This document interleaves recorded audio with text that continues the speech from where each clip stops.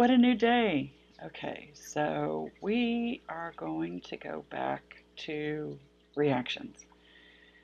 Um, I would go back to Call the Midwife because it's kind of a comfort zone for me, but I have had a growing list over the last few years since I started this channel of birth scenes that I'd like to review.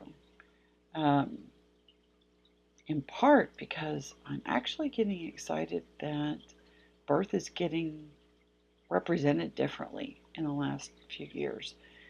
Um, Not a lot, not enough, but it's starting to, and I'm getting excited about it.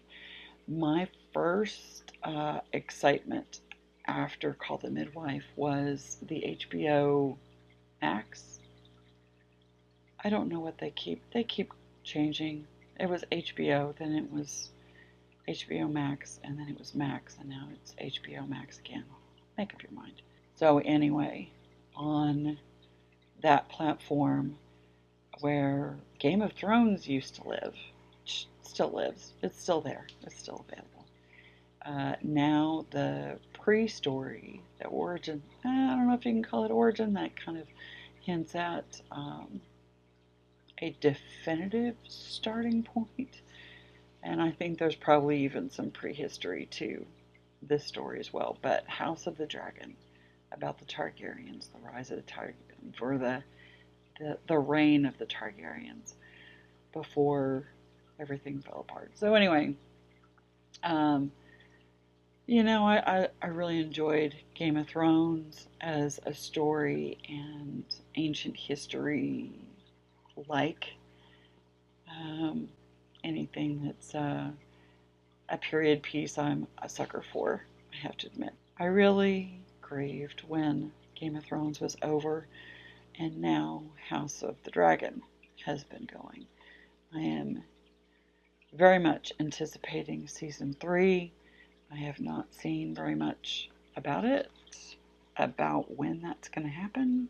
So it's set to come out next year. Typical fashion, just like Game of Thrones, we have to wait 2 years between. Season 3 is 2026. Started in 2022, 24. Yeah, that's every 2 years. So, House of the Dragon. So, in season 1, there's 3 birth scenes, which is kind of impressive. So, it's going to be interesting. Let's dig into it. I've been bracing myself for reviewing birth scenes that I'm not as excited about. HBO doesn't like to be recorded, so there's going to be a lot of pictures instead. So common that the bathtub is very soothing. In midwifery circles, we joke about the aqua epidural, that even outside of perinatal care, tubs are frequently used for pain relief. So of course it would help during pregnancy and even in labor. Part of the mechanism that happens is the belly becomes buoyant because of water displacement, and so that the pressure is off the pelvis, and that helps a bunch. Baths are a great source of pain relief during pregnancy and in labor. And yes, bath water, hot tubs, all of that. There's a long-standing suggestion that water shouldn't be extremely hot. So it's also very common for especially the pregnant person to have dreams about the baby. Of course, you can't identify anything about the baby except for maybe by ultrasound. But it's also not uncommon for the non-pregnant partner to have dreams. Couples and families that struggle with fertility, struggle to complete a pregnancy, it's really common for the pregnant person to feel the most guilt. It's assumed that it's all their fault and responsibility if it doesn't succeed, and that's just not scientifically true. There's a lot of factors that go into the success of a pregnancy, and it's not limited to the pregnant person's body. There's a lot of things involved in success. and statistically how succeeding in a pregnancy at all is a miracle. The amount of things that come into play and the amount of things that have to go right despite the body's attempt to make it fail. There's definitely a push-pull that happens during pregnancy that makes every birth an absolute miracle. Next scene. It has been so long since I've watched. It's probably been a couple of years.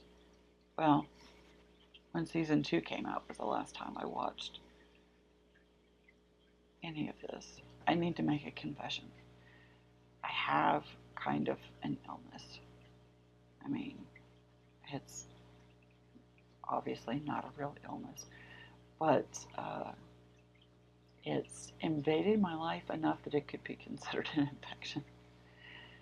Anytime I watch something for the first time, I automatically start trying to match up the actor, the director, usually it's limited to actor, director, composer, sometimes producers, or production houses, to other productions, other TV and movie and things like that. So I spend probably the first 15 minutes of a movie or TV series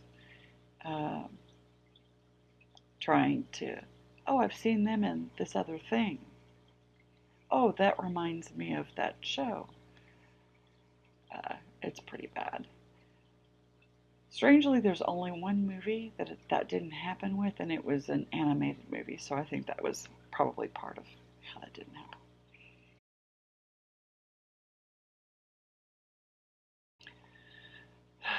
Okay, here goes my frustration.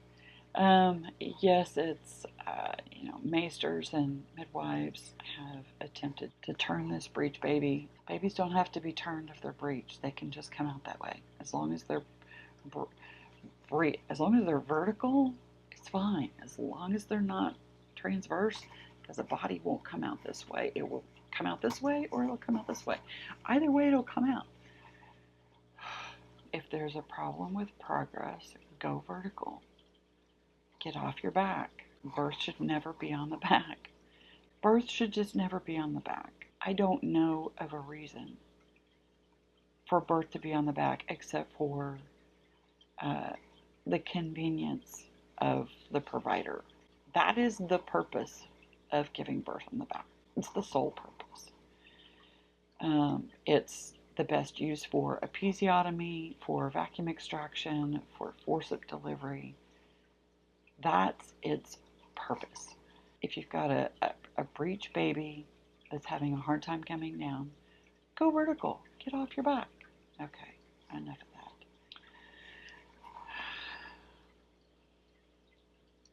Okay. So a couple of things before I dive into what really frustrates me. I'm excited to see an example of the breaks between contractions during an intense labor.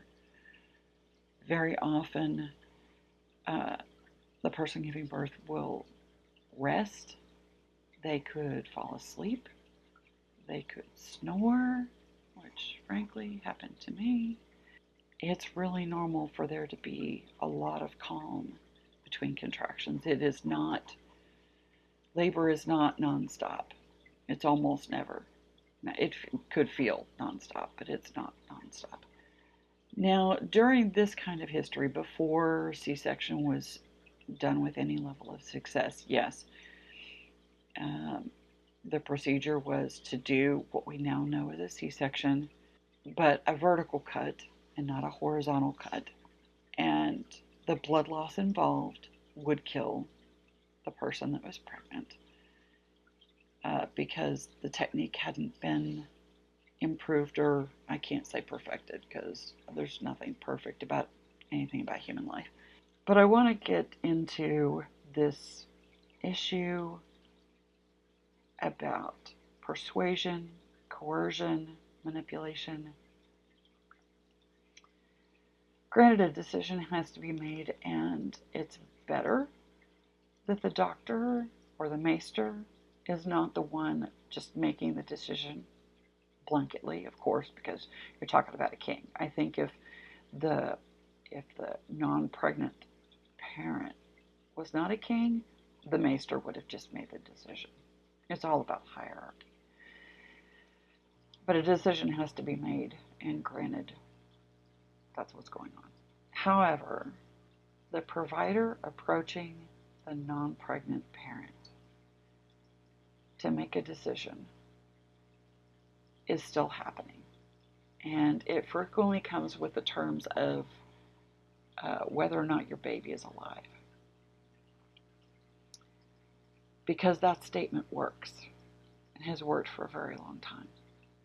In current day, just know that if you're hearing comments like, we have to do this to save your baby, you want your baby to be alive, right?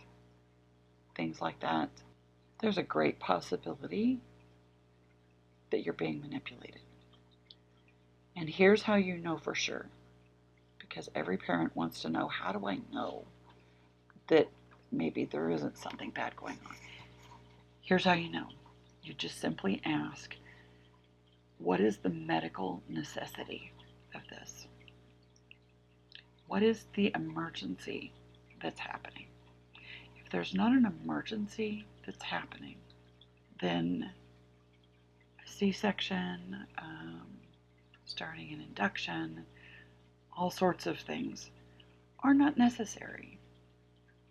If there's not a medical necessity for it, then it shouldn't medically be done. Period. And I think this may be all that I'm going to say about this particular verse.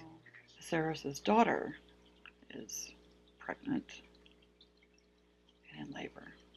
And I love that the episode starts this way. It's impressive. Okay.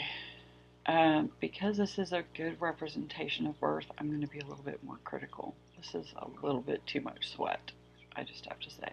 For one, the person in labor is going to wipe off that sweat a lot faster than that. On the positive side, being encouraged about breathing is very, very common in especially home birth. And I will also add that pushing contractions usually peak a lot faster than that. It sounded like that was a little bit of a slow build to me. A lot of doulas and midwives would probably agree with me. It was a little bit of a slow build, but a few things. Sitting up, leaning against somebody is very, very common for patient-driven birth. So, yay, a sitting up position. She's probably on a birth stool or just leaning against somebody. And again, as I've often complained, very likely going to not be completely sitting on a flat surface. This is going to be like some kind of U-shape birth stool. There was a little bit of a slap sound. I'm having a hard time finding the history for this, but it used to be really common for OBs to grab a baby's feet and suspend them by their feet and tap their butt, or do the swat, as it was called, as a way to stimulate baby. Now, what's common is just rubbing the back. We don't have to hang babies. We don't have to suspend them in the air. They can be even face down. Just rubbing on their back near their heart is all that's necessary. And announcing the sex of a baby is very common during birth. Reaching for and wanting to hold the baby is very common. It's not exclusive. Babies frequently don't look this clean. There's amniotic fluid at the least. Sometimes there's also vernix that looks kind of like cottage cheese or moisturizer. Blood is not very common, but it does happen. It's better for baby to be face to face and not both facing away. There's better skin to skin contact if they're not completely wrapped that way. But yay, it looks more normal. Okay, the placenta has not even come out yet. um, Under these circumstances, of course, she's determined to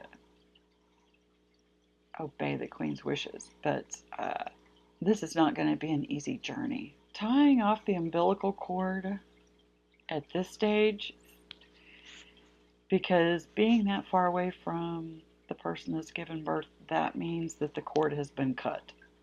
So that baby's already bleeding to death.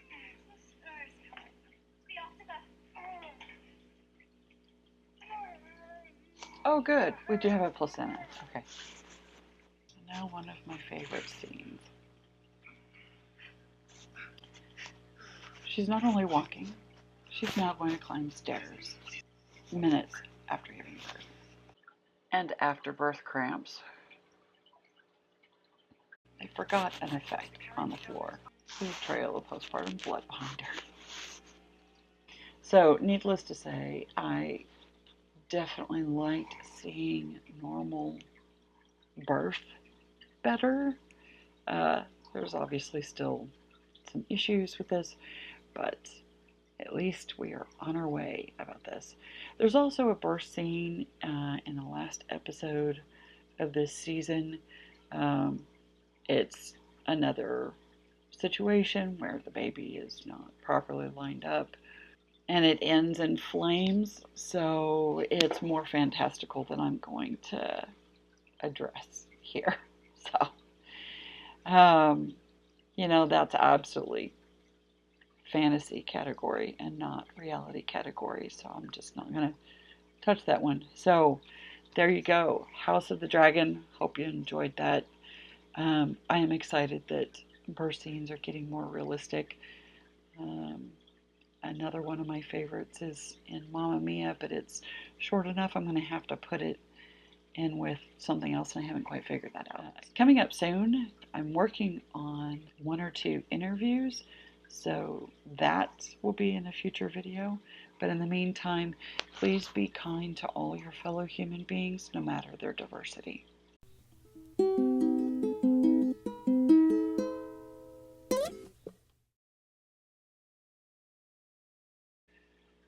so frustrating. But it is queued up and ready to go. That's running. That stopped. All this stuff. Let's see what happens. So it's also really common for hummingbird. This hummingbird's really insistent. There's nothing in there. I'm so sorry. I've got to fill it up. Because it doesn't start this way. I thought it did start this way. It really was 9, right? I thought that it started. So now I gotta restart this because it doesn't like to do that.